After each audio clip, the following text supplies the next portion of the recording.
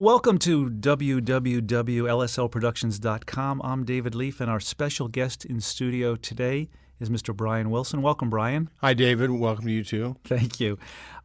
Brian, the Smile DVD is coming out on May 24th, almost 2 years to the day of when you announced you were going to first perform it in London. Looking back on everything that's happened in the past 2 years, what's the first thing that comes to your mind? First thing comes to my mind when we premiered Smile in London in February of 2004. Talk a little bit about that. Well, I was so scared because I didn't know what to expect, and I was almost ready to vomit or throw up. I was so scared. When we first got on, after we hit our first note, I relaxed. And then I got a 10-minute standing ovation, which made it all worth it. Before we get back to London, probably one of the scariest things I ever had to sit through was watching you watch the rough cut of Beautiful Dreamer. What were you thinking? What were you feeling as you watched the movie for the first time? Well, I was in awe of Danny and Van Dyke and David and Early and all those great people. I was in awe of they're great people. They're all great people. So I was a little bit scared to see where they were coming from. But I was okay. Were you in awe of their verbal skills? Yeah, I was in awe of their verbal skills. Yes, absolutely. What did you think about what they were saying? I thought what they said was very accurate and true and very creative. Yeah. What feeling did you get from watching the movie the first time? The first feeling I got was I was very proud to see myself in action, of course, I was very proud of people, the other guys on the thing, and I was proud of you for making it. Do you have a favorite part of the movie? My favorite part of the movie is when I played Beautiful Dreamer at the start of the movie. Why is that your favorite part? Because it's my favorite song. That was something you had told me in private.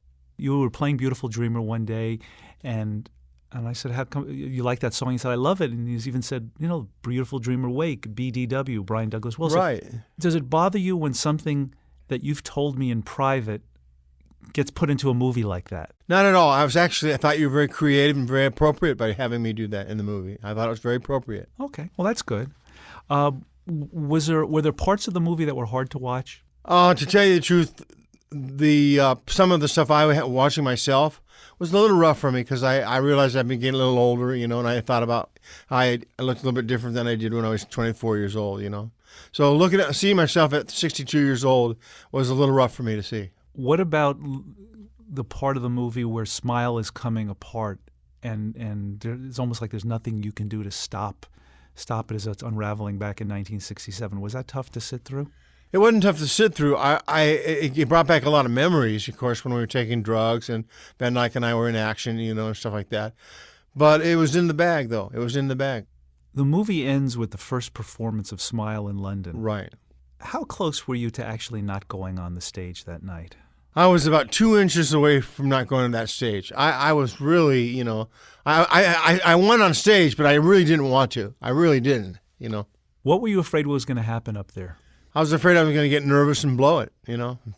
And mess up. Were you focused on how the audience was going to react to it, or were you just focused on your own performance? Actually, I was kind of anticipating the response from the audience, yeah. Now, you knew as an artist, as the composer, how great the music was. So what were you concerned about in terms of the audience's reaction? I was proud that they liked Surf's Up so much. They loved Surf's Up and Heroes and Villains. Those two they particularly liked the most, and I was very proud of those two songs. In all your previous concerts to the Smile Tour, you would go out and do a song that might last 2.5, 3 minutes, right, and then people would applaud. The first Smile concert was very different from that in that you were playing 20 minutes before the audience even would have a chance to react. Right. That's the beauty of a Smile. It's an excerpt, a lot of excerpts, and it was hard to sequence it. It really was. Darian Sanaji and I had a tough time sequencing it. Was it hard those first few shows as you're playing it and the audience is just sitting there listening and you're not sure how they're taking it in? I wondered that myself, but then after the songs were over and I got such an applause, then I knew they liked it. But during the performance, I didn't know. There was no way to know if they liked it or not. Are you still experiencing that during the Smile concerts? No, I'm over that now. I'm over that. At the end of the movie, you talk about how the demons are gone. Right. What did you mean by that? Well, just that I had auditory hallucinations, for like years and years, and they've gone down to a minimum now, and that's what I meant. They're not gone, but they're down to a minimum. Yeah. What about the demons of Smile? Was Smile something that dogged you all these years? No, actually, I dismissed Smile from my mind a long time ago. Yeah. Knowing how great that music was that hard to dismiss it? No, it wasn't that hard at all. No, it wasn't hard at all. Even though every time you did an interview, people would ask you about Smile? Right. I dismissed it as far as listening to it. I would think the album Smile would come up in my mind a lot, but I didn't really think about the music. How did playing Smile live chase the demons away? It helped to chase them away because it was such a powerful piece of music that I think the auditory listeners were very proud of it, and I think it really got to them, psyched them out. Wow. Now, the reviews from those first London concerts were amazing. When Ronnie or Gene or Melinda brought in and said, "Look at these clippings. Look what they're saying." I couldn't believe it. They were pumping my ego. They were actually pumping my ego up and down. Not up and down, but pumping my ego. So that was that. What did it mean to you that the critics were saying this is one of the greatest concerts we've ever seen? Well, I was proud, David. I was very proud, and I was very, very amazed that someone could say it about me. Very proud. Was your mind blown by all of it? Oh, I was totally blown, yeah. If we go back to 1967, at a time when people were questioning whether Smile was the right move to make. Right. Now it's 2004, and basically the audience is in front of you, and the critics are saying, this is the greatest thing we've ever heard. Did that chase the demons away? Did that make you say, you know what, I was right all along about Smile? No, it didn't chase the demons away. No, it didn't. No, the actual performance of Smile did.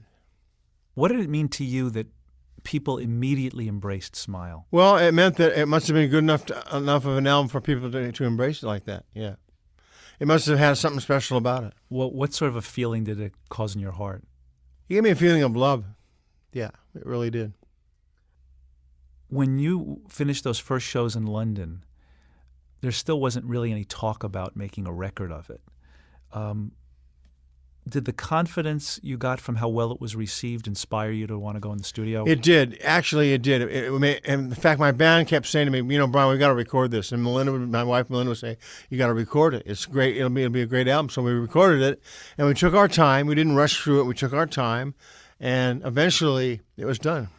Talk a little bit about those recording sessions. You did the tracking at Sunset Sound, where you had actually done some of the Smile sessions there. Yeah, some of the early original Smile sessions were done there. Yeah, that's why we went back there, to get the vibration of it, to get the vibe of the vibration. Were you chasing away old ghosts when you were doing that? I was trying to. Yeah, couldn't successfully do it, but I was trying to.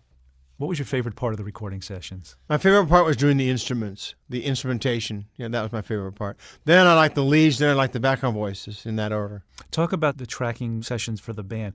Are there specific sounds that you got that you love more than anything else? Is there a harpsichord or a... No, actually the drums. We worked real hard to get the drums to sound pretty good. The drums were the best. The guitars and pianos and keyboards were also much superior to anything we'd ever done.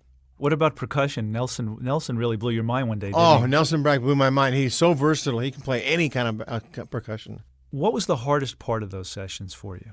Hardest part was getting the notes right on, make sure that nothing went flat and everything was, There were 5 days at Sunset Sound.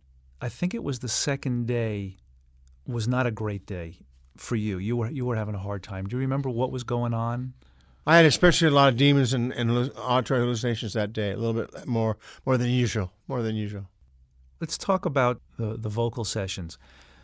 These were songs you had originally written and recorded with the Beach Boys' voices in mind. Right. And now you're recording them with your band. Did that present any special challenge? No, I knew that my band could do it better than the Beach Boys. My band is a superior band, period. They're very superior people, very superior. Talk about timbres of sound in terms of what vocally they're able to do for you as a producer. They're able to sing not only on key, but they're able to sing very sweetly and very sensitively, which makes them a unique bunch of singers. How important is it for you that they love you and your music so much that they do exactly what you ask them to do? Well, they follow direction very well. When I direct them and produce them, they're very sensitive to my leadership.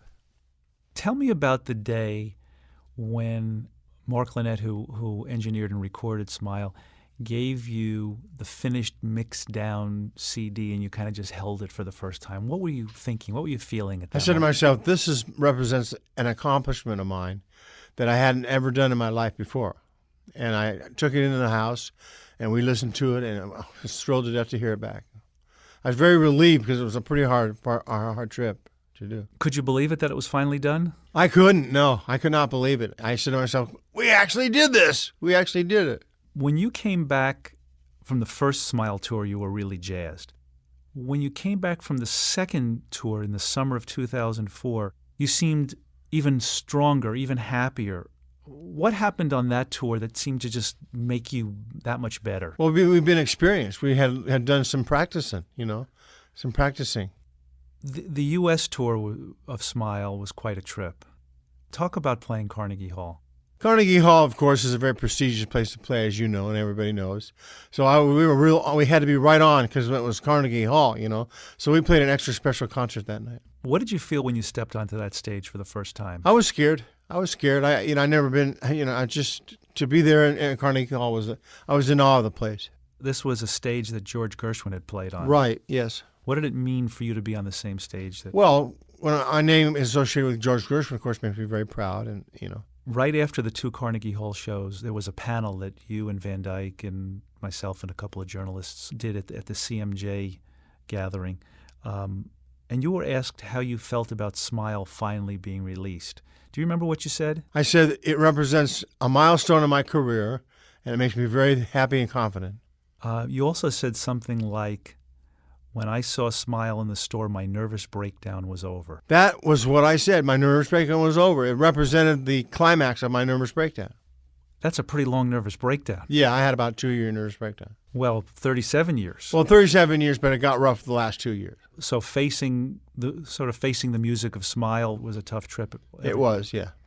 Now, is there anything negative associated with Smile anymore? Only the memory of the bad drugs we took when we were making it. That's the only bad memory. Okay. You played Disney Hall in November. Right. That first night there, I think Melinda, Daria, Delaney, Gloria were all about in the fifth row, and you could, almost directly in your vision. You seemed to be having a great night that night. Were you doing the show as if they were the only ones there? No, I was doing the show for Tony Asher and Van Dyke and all my friends, too. But mostly my family. Mostly my family. You've toured Australia, right, and Japan. Anything stand out in memory from those shows? Well, Australia was like our very favorite place we've ever played. The audiences there were outrageously good. Very, very good reaction. Talk about the Sydney Opera House. The Sydney Opera House is a very prestigious place to play, of course, It's a world-famous opera house. And we were on that night. We were like all the way on. It was like we were all the way on. Last year ended with a lot of honors. Smile was on just about everybody's list of top 10 albums of the year. A lot of people put it at the best album of the year. Yeah. When you saw lists like that, what did you think? Well, I was proud, of course, to be associated with other great albums, and I was very moved by it, very touched.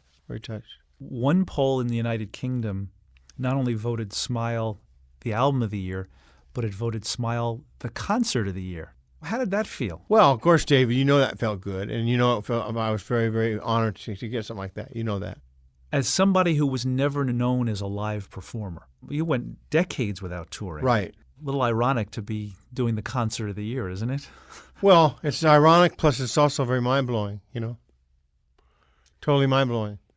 What sort of confidence does it give you when you get that kind of reaction from people? Well, it gives me a boost. It boosts me up, and it keeps me in a good place. It keeps me happening, yeah.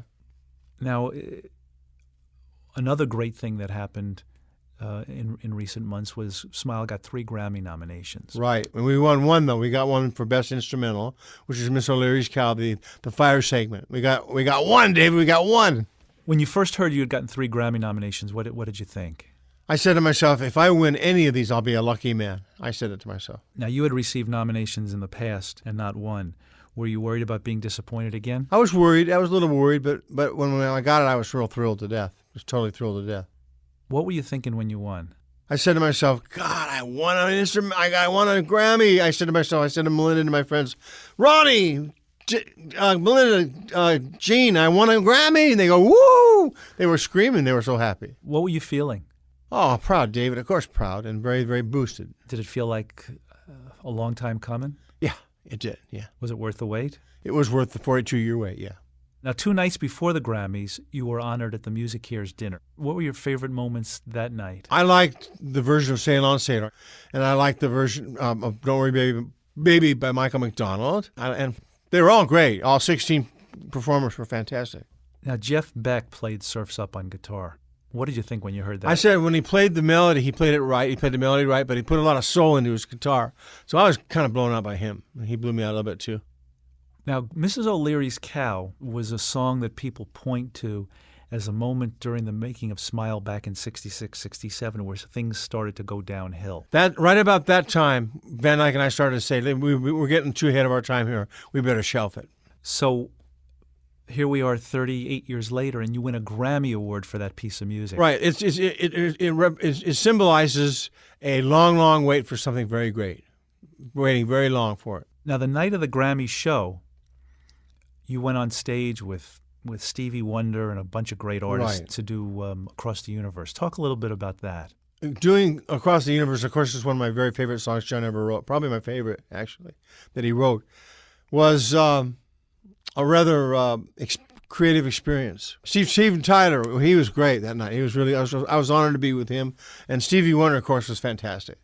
You looked so comfortable up there that night. Yeah. Did winning the Grammy earlier, and they give you kind of a boost to make you feel? It made me. There was a little layover from getting the Grammy to doing that thing. There was a little bit of time went by, But I was so pumped up that I was like in a great mood. I was so pumped up. Great. A few weeks after the Grammys, we went to the South by Southwest Festival. We did a panel and then a screening of Beautiful Dreamer. Last fall, Naris had put on a screening of Beautiful Dreamer, and you watched the movie with an audience then. You watched it in South by Southwest with an audience. What's different about the experience of watching your life with 200 other people as opposed to just watching it on television at home? Well, watching on television I like because I can concentrate better on it, So I liked it on television better. When you're sitting with the audience, do you feel like people are looking at you to see what your reactions to the movie's going to be? No, I don't think so. I don't think people do that. I think people got into it on their own, yeah. Okay. Last year when I asked you about how long you wanted to play Smile, you said you thought it had about 5 years life in it as a live performance piece. I think it's got 4 or 5 years in it, yeah. What is it about this piece of music that makes you say that this is something you want to do for the next 4 or 5 years? Well, it's like I said, it's a happy teenage symphony to God, and it's a very, very, very fast-moving album. It goes from one thing to another real fast. Smile has gone gold in the United Kingdom. Worldwide record sales are heading towards 1 million. The concert's one of the best received concerts ever. There's a website, I think it's called Metacritic.com, that for the last 6 or Right. 7 years has been tracking reviews of albums, and they say in that 6 or 7 year period, Smile is the best reviewed album of every record that's been released in 7 years. Well, that's got to be something I'm proud of, We waited a long time to finally get to Smile. Is there another piece of music brewing inside you that you think sometime in the future you're going to come out and blow our minds with? Yeah, the new Christmas album. Actually, it's going to be fantastic.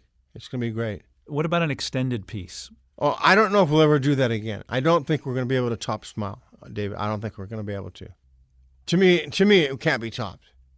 Let's just do a real quick thing through the tracks of Smile and just give me a one-sentence thought on each of the songs, Okay. if you would. Let's start with Our Prayer, Our Prayer is a very sweet and sensitive and loving piece of music. Heroes and Villains. Heroes and Villains is probably my favorite of all the songs we did How come? because I like the lyrics and the melody. What's your favorite part of the melody? The one that first starts out. That part. Roll Plymouth Rock. Roll Plymouth Rock really depicts Americana. It really does. What's your favorite part of that? I like it all. I like every part of it. Now, in the barnyard, there's some pretty strange stuff going on there. People making animal noises. Where'd you get the idea for that?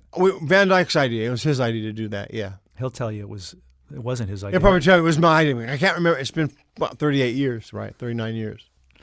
The Old Master Painter. The Old Master Painter. I like the... Sounds really good with those low bass and cellos. You Are My Sunshine. You Know My Sunshine is a very sad and sensitive little song that we do, Now, you made it into You Were My Sunshine. Right. It was changed because we wanted people to realize what it's like to lose somebody. Cabin Essence. Cabin Essence. I like it because it starts out with a sweet thing, then it goes into a real powerful, heavy rock and roll waltz thing. Bam, bam, bam, bam, bam, bam. It goes from sweet to rock and roll. That's that Who Ran the Iron Horse section. That's wild. It's a very wild triple 3/4 thing. It's a rock and waltz is what I call it. Now, during that, Nick, everyone's singing Who Ran the Iron Horse, but Nick is singing another lyric completely. I don't know what Dennis did that on the original. I don't know what he's saying. I couldn't figure out what he was saying. The second movement starts with Wonderful. Talk about that. Wonderful is a sweet song all about a girl who just stays in her little world, you know? And then she bumps into a boy, and then she gets her heart broken, then she goes back to her Wonderful. Song for Children. Oh, that one. That was a very special little piece, but it wasn't my favorite, you know? Child is father to the man. Child is father of the man is a very, very, very deep concept. Child is father of the man. I don't really know what it means, to tell you the truth. I don't even know. The second movement ends with Surf's Up. Surf's Up is probably the best song we ever wrote together. It was Leonard Bernstein's one of his favorite songs, and he did praise to me, gave praise to me for it. And it was a wonderful song to sing because it rambles and rambles and it goes all over the place. From a point of view of music and poetry, talk about how you combine those elements on that song. We wanted to create a song that people would want to hear over and over again because it was really great. Is that one of the reasons why Van Dyke's lyrics were so important for you, that they had to be complicated lyrics so people wouldn't get the message the first time? Yeah, he put them strung it together so people would take like a year even to get it right. The third movement begins with I'm in Great Shape. That is a very happy song. Fresh, clean air on my head, morning tumble out of bed. That was a very happy, heavenly song about heaven. I Want to Be Around. I Want to Be Around. It's just something we put in there for something humorous. I want to be around to pick up the pieces. There was no reason for our doing that. We just did it, you know. As long as it worked, it didn't. Right. Now you go from that into the workshop. The workshop is a very, very funny concept where we were banging on our saws and banging on our boards and pounding nails, and that was just a very funny, humorous thing. Just before that starts, you pick up the drill in anticipation of using it on stage. Right. I just do that because I want people to get ready for that drill, the sound of the drill. Kind of have like a little devilish smile when you're doing it. Right. Because you know what's coming. Yeah. Vegetables. Vegetables is probably the funniest song we have. That song is very. I hope you tossed me a carrot. My tenny flew right off. You know, just a humorous lyric. Were you ever red as a beet? No, never. Never got that embarrassed? No. On a holiday. Sherry, of course. Weigh the anchor, Yankee, we will party. That was a very, very funny lyric. Very funny. Wind chimes. Wind chimes is one of my very favorite songs that we do, and it's a very sensitive song, all about how it's hard not to look at my wind chimes. And it's a beautiful, beautiful lyric about a very sensitive, tender, and something that feels good to your mind, like the sound of wind chimes. Any more thoughts on Mrs. O'Leary's cow? No, just that I know for sure it didn't burn that building down across the street. The building burned down by itself. It wasn't our. There's no logical reason why a building would burn down just because we did a song about fire. So I got over that fear a couple years ago. Good. In Blue Hawaii. In Blue Hawaii is probably my very favorite part of the whole album, and it depicts the mood of being in heaven. It depicts the mood of being in Honolulu or Maui or Kona or anywhere, you know. Now the album cycles back and we hear a piece of Our Prayer reprised, which leads into Good Vibrations. What does it symbolize to you when Good Vibrations starts? Well, it gives people in the younger generation a shot at listening to Good Vibrations in case they never heard it. And we did a superior version to the Beach Boys version. It's a lot better music and it's performed better, and it just makes people feel good. At rehearsal, I remember the first day when you decided to use Tony Escher's original lyric. You were pretty excited. That was my wife Melinda's idea to do that. You were pretty excited about that. Oh, I was very excited. I love his lyrics. Better than Mike's, actually. I like his better than Mike's. When I look back on where we've been in the last 2 years, I feel like we've been living a miracle. It has been a miracle. It really has. In your wildest imagination, did you ever think there was a miracle like this on your... No, I never ever anticipated a miracle like that. Never did. What's been your favorite part of the whole Smile ride? My favorite part has been doing the vocals, the voices. That's been my favorite. Just a couple more questions, Brian. For days, weeks, months, we were there with our camera crew, following you around all the time, vocal rehearsals, band rehearsals. We went to your vocal coach to watch you work. We were backstage. We were in London, following you everywhere. Did our camera get on your nerves? It did for the first week. To tell you the truth, for the first 6, 7 days, I was a little bothered by it, I have to tell you the truth. But I got used to it, and then I realized it's good because it's going to turn out, it's going to and wind up being in something very creative and very good. So I knew it was good for me. So I didn't mind it anymore. Now, one of the things that our cameras caught was when Paul McCartney came backstage to visit you in London during those first Smile concerts. I was blown out by it. I was also a little bit in awe of the guy, to tell you the truth, in awe of him. But when he told me how much he liked Smile, I relaxed, and it made me feel very, very good. It was a pleasure to meet him and see him. How important is it that Paul McCartney likes your music? Well, he's probably my favorite music maker, so that makes me feel, my ego feel real good. And do you feel like when someone like Paul McCartney is in the audience that it raises the level of what you do? It makes me get on my feet and make sure I do pretty good on it. Last thoughts on Beautiful Dreamer from you, Mr. Wilson. My last thoughts are, I will never, ever get tired of watching it. And I'm very proud of you for producing it, and I'm proud of myself for being in it. David, let's talk about how you first approached Brian about doing the documentary. In May of 2003, Brian went to England to receive the Ivor Novello Award, and it was planned that during that trip he was going to announce that he was going to be touring the UK in 2004, doing a live version of Smile. And I remember being at the airport with him here in Los Angeles, saying, "Are you okay with this?" I mean, Smile was such a legendary albatross around his neck that the idea of doing Smile live seemed impossible. So it was a fair question to ask your friend, "Are you sure this is what you want to do?" And he was quite happy with it. He was very at peace with the decision. And so on the way back from England, after he had announced it, and it had caused quite a stir in the UK, we started talking about, well, if you're really going to do this, this seems like something that should be properly documented. And that was the genesis of the movie. All right, but let's not get personal about this for a minute. This has been something you'd been thinking about for a long time.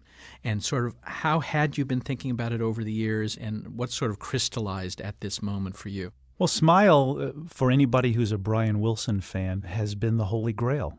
For me, I became aware of it in the fall of 1971, which is when I really made the transition from being a Beach Boys fan to a Brian Wilson fanatic. I heard an album called Surf's Up, and there were two songs on that album in particular that made me think, oh my God, something is happening here that I need to pay attention to. The first part of that was the song Surf's Up, which I had never heard, and it was this legendary piece of music from the Lost Smile album. When I heard it, it was like, okay, everything people are saying about Smile is true. This is an incredible piece of music. And then there was a song on that same album called Till I Die, which to me represented a lot of things, but perhaps most importantly, artistically, it proved to me that Brian Wilson's creative abilities were completely intact. And it was just a question of, was he as an artist being encouraged to explore his artistry? And from everything I read and heard, I felt that wasn't the case. And very arrogantly, I turned to my college roommate and said, I'm going to move to California and write a book about Brian Wilson. And maybe out of that, great things will happen, which isn't what took place. What took place was I wrote the book, and Brian and I began to become friends. Smile was something you just did not talk to him about. I've done as many interviews with Brian probably as anyone alive. And whenever we would do kind of a career retrospective for a box set, he would be happy to talk about everything up through Good Vibrations. And once the conversation turned to Smile, he would shut down. It would either be, that music's not appropriate, I don't want to talk about it, it's all junk, we were taking a lot of drugs. He would always have an excuse not to deal with it. In 1988, I worked closely with Warner Brothers Records when Brian's first solo album came out, and there was a song on that called Rio Grande, which was a more modern version of what he had been doing on Smile in terms of modular music. And even then, he didn't really want to talk about Smile. The turning point for Brian and Smile, at least in my experience, came Christmas 2000, when at a Christmas party he was asked to play Heroes and Villains, and he said, sure. What kind of clicked for me at that moment was he just hadn't ever really received a lot of encouragement that this was great, important music and that needed to be part of what he was doing. From the moment he performed at the Radio City tribute onward, Smile started to become part of his life. That following summer, he went on tour and performed not only Heroes and Villains, but Our Prayer, which is the opening a cappella piece, and Surf's Up, which is the first time he had ever performed that live. The following year, he went to England on tour for the first time and did those 3 songs. And then when he went back for a second tour in 2002 in England, he added 2 more Smile songs, Wonderful and Cabinescence, to his set list. So he had crossed the hump in terms of performing Smile music. He had done it. The world hadn't come to an end, and he was very excited at the reception the music was getting. I think it's fair to say that Heroes and Villains had become the showstopper. It was the most unexpected, and it just bowled people over.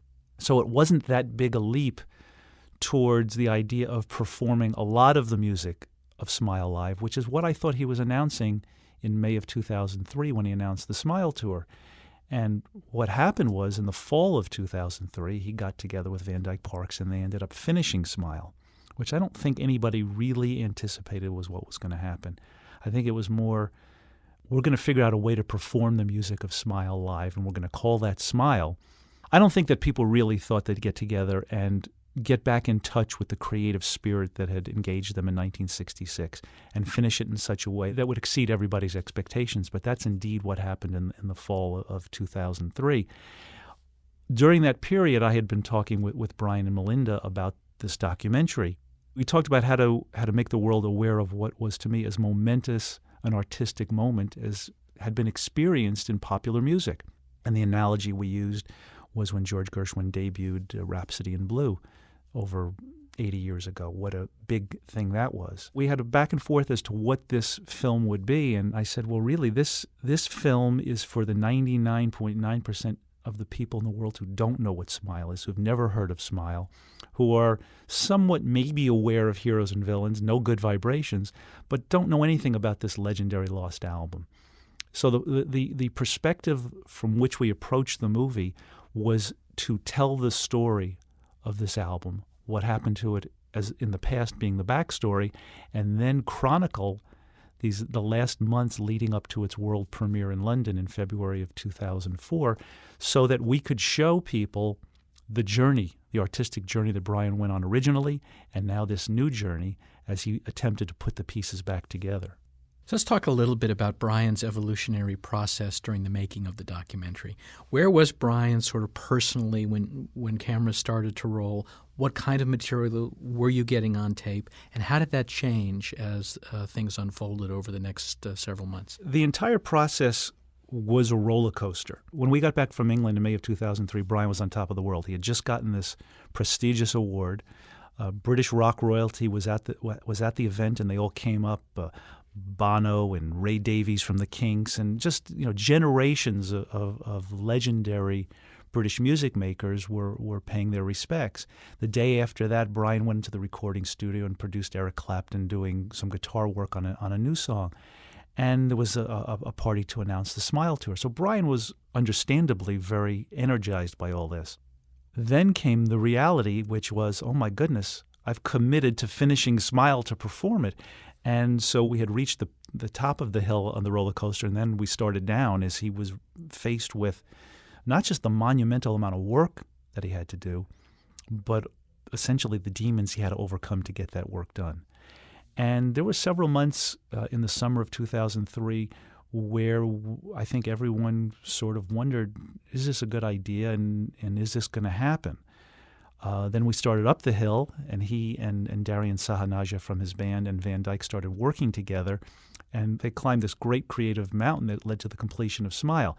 Now, our cameras were not going during that time, but I had asked Darian, who always has his personal camera, to roll during those sessions, so we would have some documentary evidence of what was happening as they were working. And some of my favorite scenes in the movie, the cameras literally pointed at people's feet.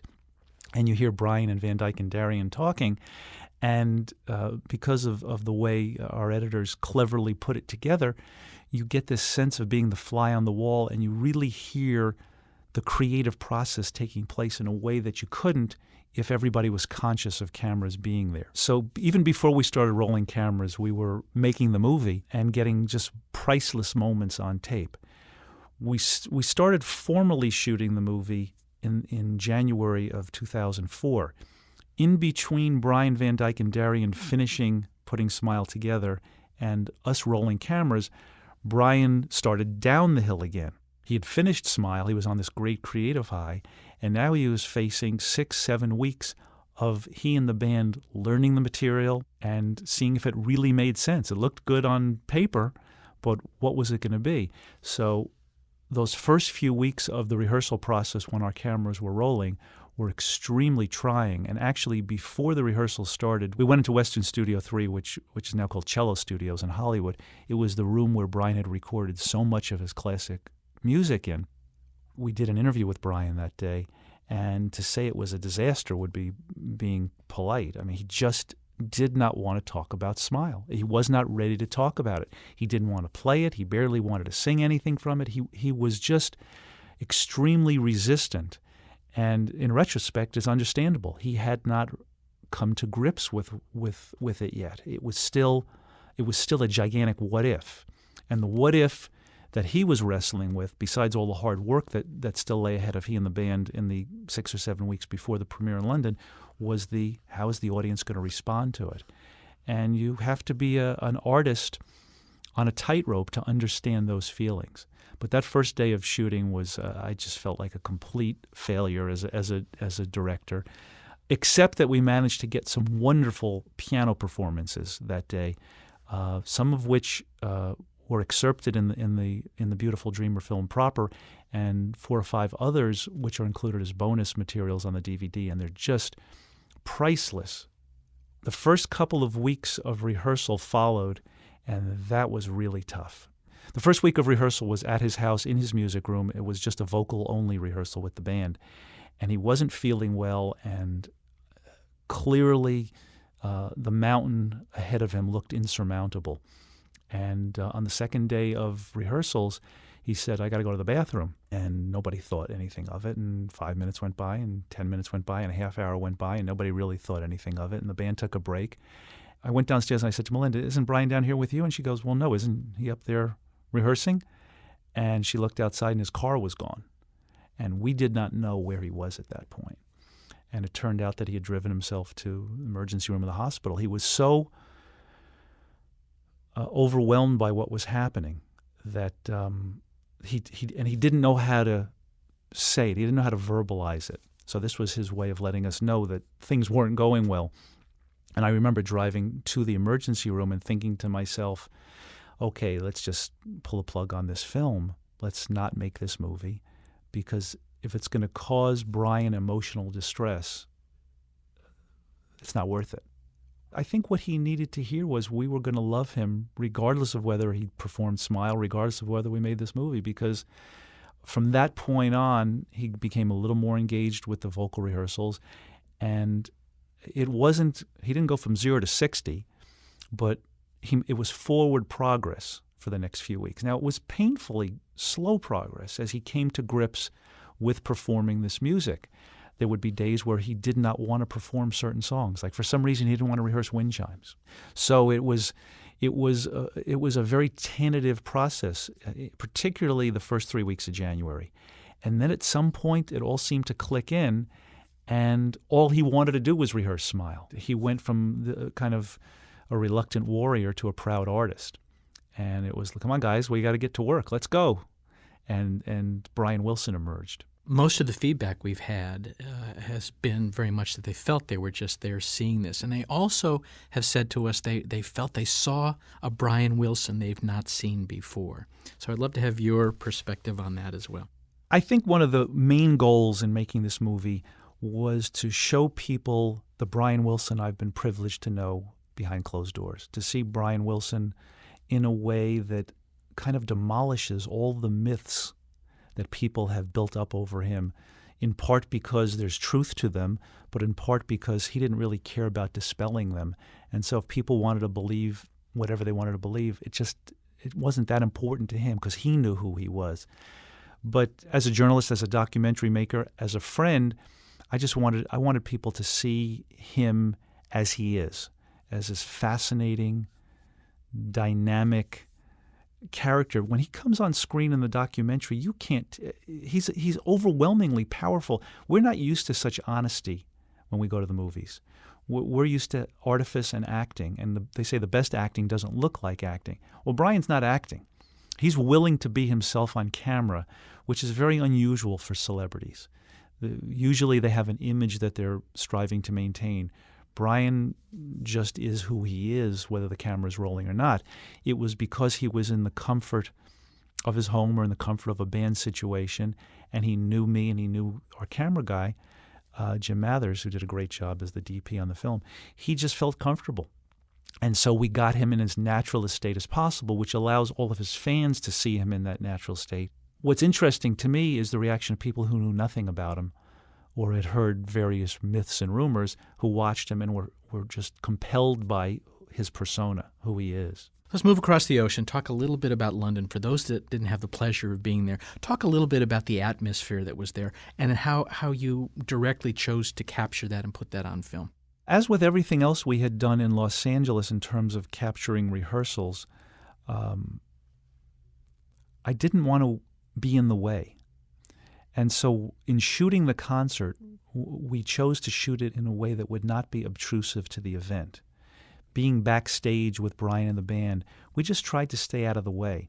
Everybody was tense enough without having to worry about how they were going to act for the camera. And so that meant being sensitive to times where it'd be like, okay, turn off the camera. This isn't something that anyone needs to see. These are private moments. And everybody needs private moments. And given the nervousness that people were feeling beforehand, we wanted to get enough video to capture the feeling, but not get in the way of them having those feelings. For example, before the show, we see Brian sitting in a seat in the auditorium by himself. The auditorium is empty, Royal Festival Hall, and our camera goes out and we see him sitting there. And then at one point he looks and he says, "You've got enough." So Brian was protecting his own privacy, and I said, "Yes, we have enough," and we got out of his way. And I don't remember how much longer he sat there by himself, but we allowed him that privacy. We could have used a few more seconds in the editing room, but we had what we had, and he knew we had enough. So we were very sensitive to all of that. And for me, part of what was great about the experience was that by making this film, it allowed me to be there when my friend was doing this very difficult thing, so I could be giving him the support of friendship at the same time we were making the movie. Talk a little bit about the night McCartney came. What did you witness, and what did it mean to Brian that Paul had come? Sir Paul McCartney's presence at Royal Festival Hall when Brian performed Smile is incalculable in terms of what it meant to Brian. There are only a few people in the world who understand what it's like to create something in a little room, record it, and send it out into the world and have it literally change the way people look at things, the way people feel about things, and this music becomes part of their lives in a way that's very different than just having a hit record. And for Brian, Paul's approval is very important because in terms of who his peers are, there aren't that many music makers who Brian has the utmost respect for, and Paul is certainly at the top of the list. There is a great moment at intermission. Let me just step back for a second. The way the concerts were presented was Brian would do a set of about an hour and 10 minutes. There'd be an intermission, and then he would come out after intermission and do Smile. So anticipation would be building throughout the hall. Even after the concert had started, it was almost like, can we get this over with so we can get to Smile? So in that 15-minute time between the end of the first set and Smile is kind of like that locker room moment when you're about to go out to the Super Bowl. And the fact that Sir Paul McCartney came back and said hello to Brian, and they sat and had a private moment together, was just wonderful. And what you see in the movie is Paul and Brian greeting each other. It's very touching when Paul tells Brian how great he is, and then Brian says, "This is for you." He's performing Smile for Paul. And a little bit later, Paul and Brian went back to Brian's dressing room, and then they came out and they sat down in the same place, and Paul had a ukulele, and Brian said, "Play something for me." And I dare say there aren't, outside of Sir Paul's family, I don't know how many people there are who could say to him, play something for me, and he would do it. And it was just a wonderful moment to see two great artists, two people who really adore each other, have that moment where no one else in the world existed. To see Sir Paul's reaction at the end of Smile, he's on his feet cheering, raising his fists in the air. In the row just behind him and a little bit to the right is Sir George Martin, also standing and applauding Brian. And it's just a great karmic moment, if you will, that the two guys probably most responsible for Sgt. Pepper's, which was the album that Smile was ostensibly going to be going head-to-head with, were there cheering Brian on 37 years later at the moment of Smile's birth. So that was really wonderful. And then what nobody saw, because nobody could have anticipated, while our cameras were shooting, in between several of the encores, Paul left his seat and went to the side of the stage, and as Brian's band came off, he shook each of the band members' hands and told them how great it was. And they were like, thank you. They didn't realize. And then it was like, oh, my God, that's Paul McCartney telling me how great it was. And, those are just incredible things to see and experience. And sometimes you're lucky enough to capture them on camera, and sometimes you're not. Let's talk a little bit more about the film itself. How many people did you interview for the film? And what kind of people didn't make the cut and why? I would guess we did probably 50 formal sit-down interviews for the film. And we interviewed everybody from Brian's childhood friends to people who had worked for the Beach Boys, to family members, to musicians, to engineers, to everybody associated with the original Smile sessions that we could find, so that they could tell the history of the project from firsthand experience. I didn't really want to hear about it from historians, because historians are only as good as the research they've done. So we really set out to start from scratch. Even though I thought I knew the Smile story, I started as if I knew nothing. And it was like, okay, who are the best people to tell me what happened? Well, the people who were there. So we interviewed dozens and dozens of people who were there. David Anderle, Michael Vossi, Van Dyke, of course. We interviewed Brian repeatedly. We interviewed musicians like Carol Kay and Hal Blaine and Don Randy, who played on the Smile sessions. We talked to engineers who worked with Brian. Unfortunately, Chuck Britz is no longer with us, so he wasn't able to do an interview to talk about the sessions he had engineered. But we went and interviewed as many people as we could find who had been around Brian in that 64, 65, 66, 67 period, to explain to us what he was like then and what his creative goals were. I mean, we even interviewed Guy Webster, who was and is a great photographer who had shot photos of Brian and the Beach Boys in 66, 67. So we spoke to anybody who could give us insight into what was going on in that period.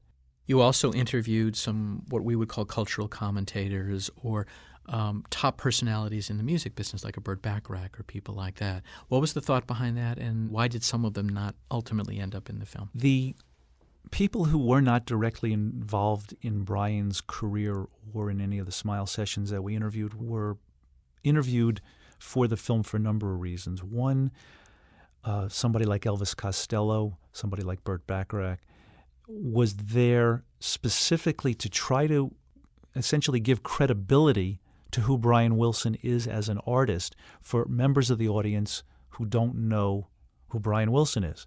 So if Burt Bacharach is telling the audience how important Brian Wilson is, it's like, oh, that's interesting. If George Martin is talking about Brian Wilson from the perspective of being in England in the studio with the Beatles in 65, 66, 67, we're starting to understand as audience members where Brian Wilson fits into musical history, which is very important for the audience to understand, because if we don't know why he's important before Smile, then Smile isn't as important as we think it is.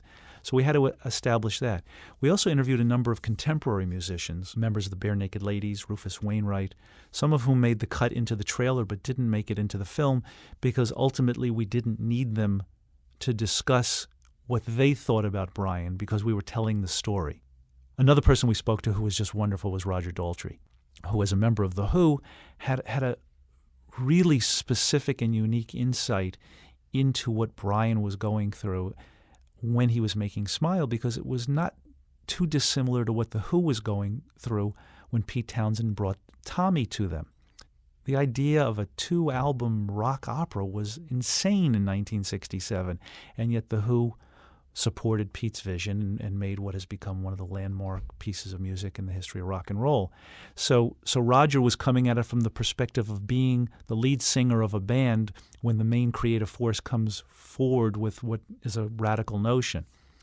We spoke with other celebrated members of Brian's generation who are in the film business, Rob Reiner and Jeff Bridges, just to get a sense as to what the non-music creative community thought of Brian Wilson at that time. So everybody we spoke to, John, you often talk about making documentaries like a jigsaw puzzle, and that there are thousands of little pieces, and it's our job to put it together as artfully as possible. But unlike a jigsaw puzzle, there isn't just one solution. There's many, many ways to put the pieces together. But first you have to gather the pieces. So that's what all of these interviews were. There were a couple of dozen people who didn't make the trailer or the final film just because there's a certain ruthlessness that takes place in the editing room where you do your first cut and it's 4.5 hours long. And that's just not going to work for anybody. No one's going to watch for 4.5 hours, even me. So people, stories, anecdotes, episodes, scenes just start to disappear. And you have to take a very jaundiced view towards it. Is this advancing the story? Does the audience need to know this? Or can that story tell us everything we need to know about that particular subject? So that's what happens in the editing process. People just unfortunately fall by the wayside. If you want to know who was interviewed, in the closing credits, you'll see a list of what we call the witnesses, and everyone who was interviewed is listed. Which begs the question, a couple of people we didn't see were Beach Boys. Why is that? We asked the Beach Boys to participate, and somebody would have to do an interview with them to find out why they chose not to. As somebody said to me, it seems that the same people who chose not to participate in 1967 are the same ones who chose not to participate this time around. What are some of the great stories people told you that there was not time for in the film and you reluctantly had to cut out? Tell us a few of those if you can remember.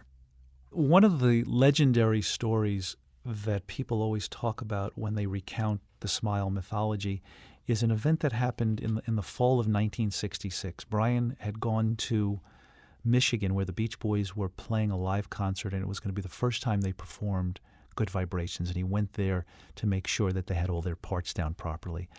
On the flight back, he somehow managed to get the captain to radio ahead to home so that all of his friends would be at the airport when he got there, and Guy Webster would be there to record this photograph of Brian and all of his Smile-era friends. And on the surface, it seemed like just an interesting, eccentric request, except that photograph has become symbolic. This is a terrible analogy, but it's almost like the Last Supper. It was the last photograph of them all together before things started to go downhill in the Smile story. And one by one, those friends disappeared until they were all gone, and so was Smile. So that photo has tremendous symbolism in the Smile story. It's just an episode we didn't have time to tell in the movie, and we had interviewed 4 or 5 people who were there for the photo, as well as Guy Webster, who took the photo. So we had a wonderful section about it. We just couldn't include it in the movie. And there are dozens of individual episodes like that just fell to the cutting room floor. Now, so you return from England, got all these pieces. How did you hone in on what the story was and what the shape of this thing was going to be? And talking about some of the decisions you had referred to before of what's in, what's out, what's pertinent, what's not pertinent. I think that the biggest challenge in making this documentary was finding the story we wanted to tell. And to me, the story that we wanted to tell was Brian's story. And what that meant was getting him on camera to tell his truth of what he experienced during Smile the first time and what he experienced as it was put together and revealed to the world. And that was the greatest challenge we had. And I don't think until we got a good interview on tape with him that I really could find a shape to the film, because I knew it all depended on that. And in fact, in some of the bonus material on the DVD, you'll be able to see excerpts from the interviews with Brian that didn't make it into the movie, and you'll hear specifically how we worked to get him to tell the story. Because I think in virtually every other documentary on Brian and the Beach Boys, he hasn't told his story. And we didn't need him to provide the details of every moment. We needed him to provide the emotional truth of what was happening. And I pushed him as hard as I could to get him to do it, and he came through like a champ. From that time when we got back off the plane, we had talked about this as a 3-act structure. To me, the 3-act structure that we decided upon for Smile was that the first act would end with the peak moment of creation of Smile, and then things would turn badly. In the case of this movie, the two negative turning points that the audience experiences is when Brian Wilson records the fire music, which some people point to as evidence that he was so far out there that he wasn't coming back, and the return of the Beach Boys from their UK tour, at which point Brian presented the Smile music to them and it wasn't met with the reception he had hoped for. And that's when things turn bad. So Act 2 essentially is this downward spiral of events that ends with Brian putting Smile on the shelf. And when he puts Smile on the shelf, that's the end of Act 2. The reason that I never wanted to make this movie before was there was never a third act, and there was certainly never a happy ending. So it wasn't until I knew that, or at least hoped that we finally had a happy ending at hand, that it was time to make the movie.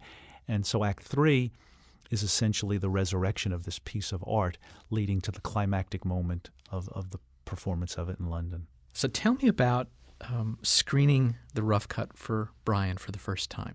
Before we get to that, let me. You were asking me about the process of finding the story. Before we started the movie, we had that 3-act structure in mind, and I would be less than honest if I didn't tell you that for months I was lost. I really, it was as if I had too much information, and I was struggling to try to figure out, what did we need to tell the story? What didn't we have to tell the story? Why was I suddenly confused about a story that I thought I knew?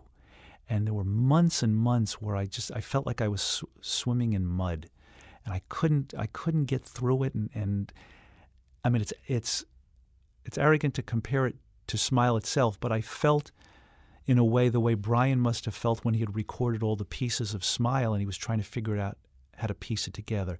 That's how I felt in the spring of 2004 about this movie. We had recorded all of the relevant pieces, and before we started editing, we have to do what we call a paper cut, which is a written script that shows the sequence of sound bites and visual images we expect to see in the documentary.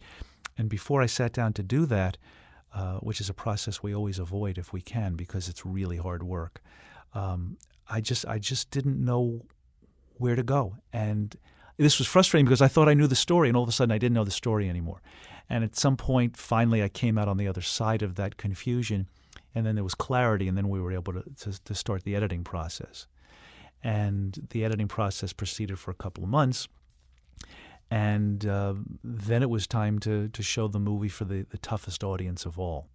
I can't tell you how nerve-wracking it was to sit and watch the movie with Brian for a lot of reasons. First of all, as his friend, I wanted to do right by him, and that's probably the biggest pressure I felt in making this movie, because if I didn't do that right, then I would have failed, no matter what anyone else thought of the movie.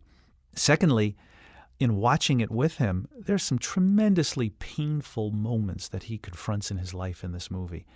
And it's one thing to sit in the editing room as strangers and look at the material. It's another thing to sit there with the man who all this stuff happened to and have him relive all the pain that Smile caused him. And so I really wasn't looking forward to that.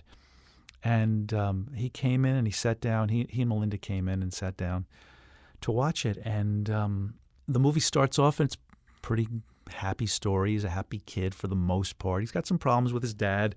And then there's all the success and the triumph of Pet Sounds. And things are going along pretty well. He's creating Smile. He's got these great new friends. Things are pretty wonderful for the first act of the movie. And then when things start to turn sour at about the 50-minute mark, I'm watching him, I'm watching him watching himself, his younger self on screen, wondering what he's thinking and feeling, and I was just terrified. And at one point, Brian's an unbelievably sensitive person to everything. And at one point, he just kind of leaned over and tapped me like, "It's okay, don't worry." And then when it was over, he just his praise and excitement was palpable, and it was like, whew. What was the first thing he said to you after the film? Do you remember? Honestly, I don't.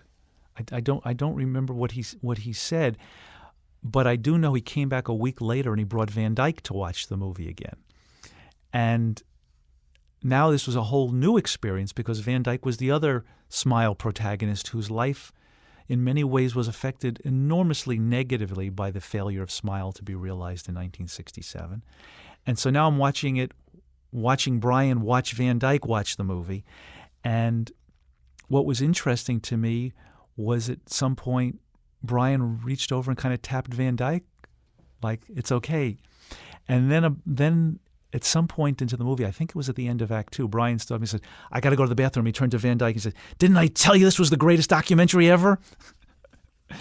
And it was just great because and when it was over, Van Dyke was very happy with it. So the two people whose life story I had been entrusted with were happy. So from that point on, it was essentially a race to get it finished for broadcast. The pressure of did we tell the story properly was off. Let's go back to the film itself for a moment. How important was having the Leonard Bernstein clip? What did that mean to you as a filmmaker, and what did it mean to the story? The story of Smile is a very insular story. It's one artist in a small room making music. He's got a lyrical collaborator. He's got a dozen or so musicians in a studio. It's a very, very closed environment. When Leonard Bernstein, who by all accounts was an enormous fan of Brian's Pet Sounds, when he basically made Surf's Up one of the centerpiece moments of a television special he did that was broadcast in the spring of 1967, he basically was putting the Good Housekeeping seal of approval on what Brian Wilson was doing with Smile. But he was doing it for the entire world to see, as opposed to the accounts that were coming out of the sessions from Brian's friends, from journalists who stopped by, who were all saying, "Oh, this is incredible, your mind's going to be blown." Well, of course everybody's saying that because, A, it was true, but it wasn't resonating with people who didn't know anything about Brian Wilson. So the fact that Leonard Bernstein put Brian on CBS, on national television, playing Surf's Up, arguably the most important composition on the album, was an amazing moment, and one that was of incalculable importance to the movie because essentially it's the highlight peak moment of Act 1, but it's the moment where Smile goes from being a private story to a public story, where it becomes important to the world with a capital I, as opposed to just important in Brian Wilson's world. When we first started talking about this film, what you said was you wanted to tell the truth. So looking back at the film as it's finished, looking back at the experience as it unfolded, do you feel you achieved that? John, you were very active in holding me to that throughout the making of the movie. Like, is this the truth? Are you telling the truth? I think what I'm so proud of is that I didn't have to tell the story, that our witnesses told the story and told the truth for us, that there was no omniscient narrator telling us the truth, that the people who lived it trusted us enough that when we got them on camera, they told us what happened, especially Brian and Van Dyke and David Anderle and Michael Vossi. They really sat down and poured out their guts. Very emotional to listen to people. I mean, we're going back and dredging up almost 40-year-old ghosts. And because of their love for Brian and their love for the music and their regard for what we were trying to accomplish, there were people like Michael Vossi who had refused requests to do interviews for 35 years on the subject. So getting people like that to sit down and tell us what happened plainly, straightforward, in a way that left no doubt that this is how they saw it, allowed us to tell the truth in the movie. I don't know if we want to go here, but I'm going to ask it anyway because it reminds me of something somebody wrote about you years ago that I read, which is knowing that you're a friend of Brian's, knowing how close you are to the story. Could anyone look at this film and say, this is David's version of the story. This is not the definitive story. He's whitewashing things to make Brian look great. People are saying that.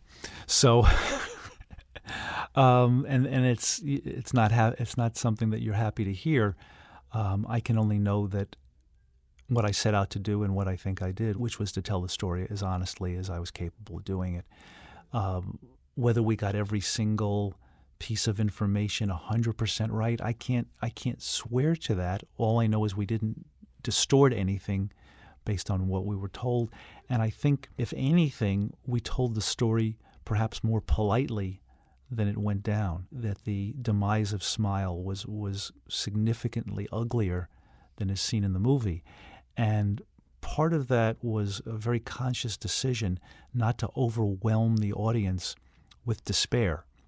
And if you put a stopwatch to it, you will see that Act 2 is much shorter than Act 1 or Act 3, because we wanted to find the right balance, and we had to make the audience feel the pain of Smile not being finished without them turning off the show, without them saying, I've had enough of this is just too painful. So I think if I'm going to be accused of anything, maybe it's of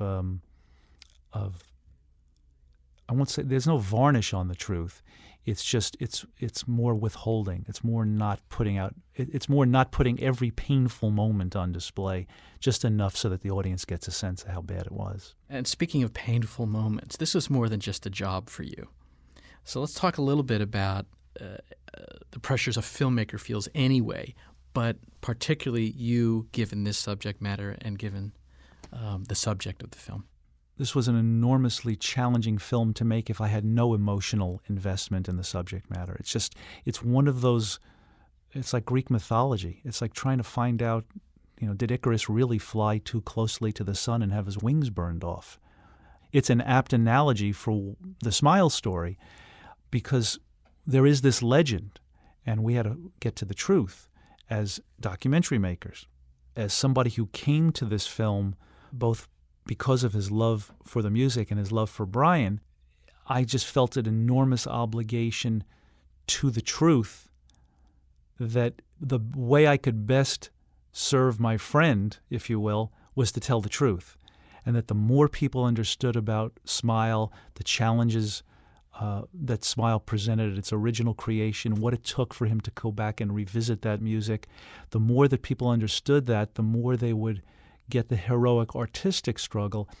And perhaps the greatest revelation of all when this was all over was that what started out to be a movie about a famous unfinished album became a movie about the triumph of the human spirit. That it became a story about what can happen if somebody is determined to do the right thing. And Brian's determination to bring Smile to the world not only is inspiring because the music is so wonderful, but it's inspiring given everything that he's gone through, that at the age of 61 or 62, he was willing to climb Mount Everest. And in that sense, everything about the project was a miracle. What is it about this whole experience of preparing the film, making the film, now seeing the film done, that makes you the most proud? I think I'm proud of a number of things. First, I'm proud that we made a movie that complete strangers who know nothing about the music, know nothing about Brian, can watch. And as we've been told by people who have seen the movie in recent months, I knew nothing about it, but as soon as the movie was over, I went to Amazon.com and I ordered the Smile CD. So I'm proud that the movie has introduced people to this music. I'm proud that we were able to present the Brian Wilson that I've seen in private to the world in a way where people really, I think, can understand him in a way that they haven't before. I guess most of all, I'm proud that I didn't let Brian down, that he is happy with the movie. I've now seen it with him, I think 5 times. And I keep saying, "Are you sure you want to see this again?" And he said, "No, I like watching it," which to me is perhaps the most surreal experience of it all, that I've created something that he loves. Because certainly for the first 50 years of my life, he was creating things that I loved. So it's nice that in some small way I was able to give him something that makes him proud.